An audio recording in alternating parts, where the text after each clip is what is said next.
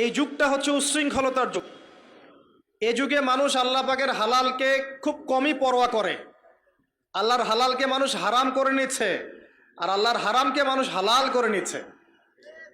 আল্লাহ পাকের বিশাল একটা হারাম হচ্ছে সুদ বা রিবা, আর এখন আমাদের উপর রিবা হয়ে গেছে ওয়াজিব। নাউজুবিল্লাহ। একটা দেশ নাই যেটা সুদমুক্ত, একটা জেলা পাবেন না সুদমুক্ত, একটা গ্রাম থানা ইউনিয়ন পাবেন না সুদমুক্ত। নবীজি এই যুগের কথাই হয়তো বা বলেছেন, যে যুগে মানুষ সুদ থেকে বেঁচে থাকতে চাইলেও সুদের ছিটা ফোঁটা গিয়ে তার গায়ে লাগবে।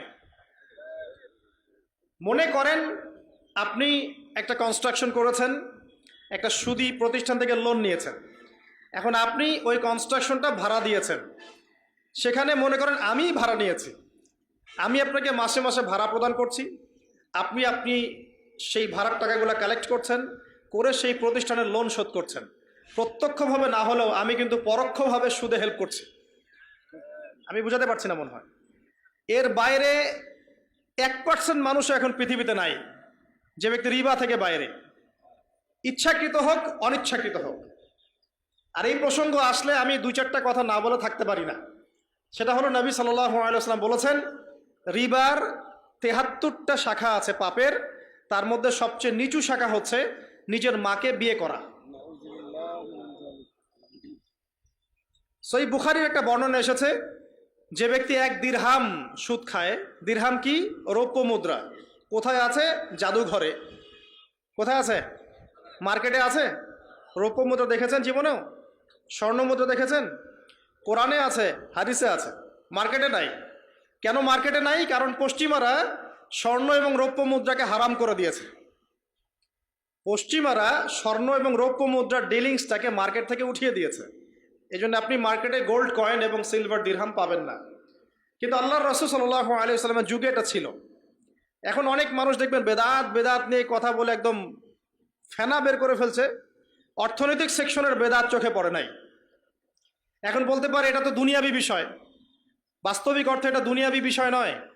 কারণ এই পেপার মানির মধ্য দিয়ে, ইলেকট্রনিক মানির মধ্য দিয়ে আপনার সম্পদকে সিজ করে চুষে খাওয়া হচ্ছে, আপনি বুঝতে পারছেন না।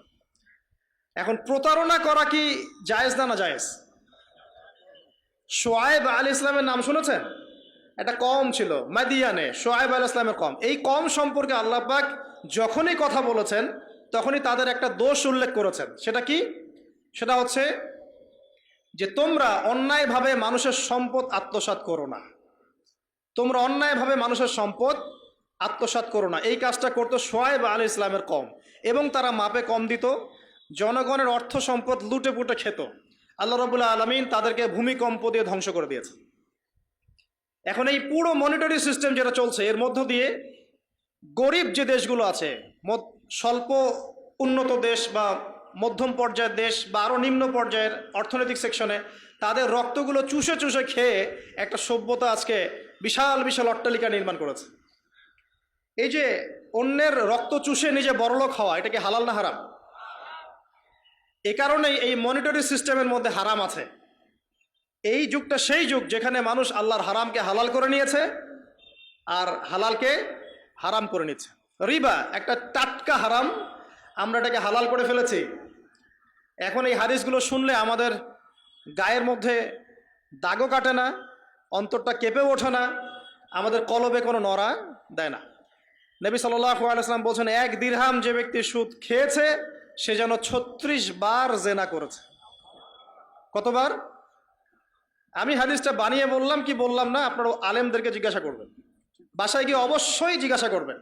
যদি দেখেন হাদিস ঠিক আছে, সহি, তাহলে আল্লাহর ওয়াস্তে এখন যেমন তওবা করলেন আমি 5 ওয়াক্ত নামাজ ছাড়বো না, ঠিক আমার সাথে আবার তওবা করেন যে সারা জীবন সুদ খাবো না ইনশাআল্লাহ। নবী সাল্লাল্লাহু আলাইহি ওয়াসাল্লাম 4 শ্রেণীর মানুষকে অভিশাপ করেছেন। 1 শ্রেণী যে সুদ খায়, 2 নাম্বার যে দেয়, 3 নাম্বার যে সাক্ষী থাকে, 4 নাম্বার যে লিখে রাখে। এখন আপনি বলেন এই পুরো মনিটরি সিস্টেমের মধ্যে এই 4 শ্রেণীর মানুষ আছে না? কোনো না কোনোভাবে আমরা এর সাথে সম্পৃক্ত নই কি? সম্পৃক্ত। অতএব আল্লাহর এই বাণীকে যদি ভয় করেন, কোন বাণী? আল্লাহ পাক বলছেন, ইয়া আইয়ুহাল্লাযীনা আমানু, হে মুমিনগণ, ইত্তাকুল্লাহ, তোমরা আল্লাহকে ভয় করো। ওয়াযারু মা বাকিয়া মিনার রিবা ইন কুনতুম মুমিনিন, তোমরা সুদের অবশিষ্ট অংশগুলো ছেড়ে দাও যদি প্রকৃতপক্ষে তোমরা মুমিন হয়ে থাকো। ওয়া ইল্লাম তাফআলু, তোমরা যদি সুদ না ছাড়ো, আল্লাহর হুঁশিয়ারি শোনেন, যদি তোমরা সুদ না ছাড়ো ফাযানু বিহারবিন মিনাল্লাহি ওয়া রাসূলিহি, তাহলে আল্লাহ এবং তার রাসূলের সাথে যুদ্ধের ঘোষণা শুনে রাখো। আল্লাহ এবং তার রাসূলের বিপক্ষে যুদ্ধ করে কেউ জান্নাতে যাবে? কেউ কবরের আযাব থেকে বাঁচতে পারবে? কেউ হাউজে কাউসারের পানি পাবে? আল্লাহ এবং তার রাসূলের সাথে যুদ্ধ করে কেউ টিকতে পারবে? আপনার কি তাই মনে হয়? যদি মনে হয় তাহলে দিব্যি সুদ খান, কোনো সমস্যা নাই। আর যদি মনে হয় যে আল্লাহ এবং তার রাসূলের সাথে যুদ্ধ করে আমি পার পাবো না, আল্লাহ এবং তার রাসূলের বিরুদ্ধাচারণ করে আমার কবর টিকবে না, কারণ আমি একটা কথা বারবার বলি আপনাদেরকে যে আল্লাহ ছাড়া আমাদের আপন বলতে কেউ আছে? একাই এসেছেন পৃথিবীতে, একাই যেতে হবে। আপনার খ্যাতি, আপনার অর্থনৈতিক খ্যাতি, অর্থের প্রতিপত্তি, আপনার ক্ষমতার দাপট, আপনার ধর্মীয় দাপট, কোনো কিছুই, ফ্যান ফলোয়ার্স, কেউ আপনার সাথে কবরে যাবে না। মনে করেন আমি আসছি, আপনারা সবাই স্লোগান দিচ্ছেন, কথার কথা, আপনারা আমাকে ভালোবাসেন, বা একজন পলিটিশিয়ান আসছে, আপনারা সবাই স্লোগান দিচ্ছেন, ভালোবাসেন তাকে। দিন শেষে ওই পলিটিশিয়ান একাই কবরে যাবে, দিন শেষে আপনিও একাই কবরে যাবেন, আমিও একাই কবরে যাব।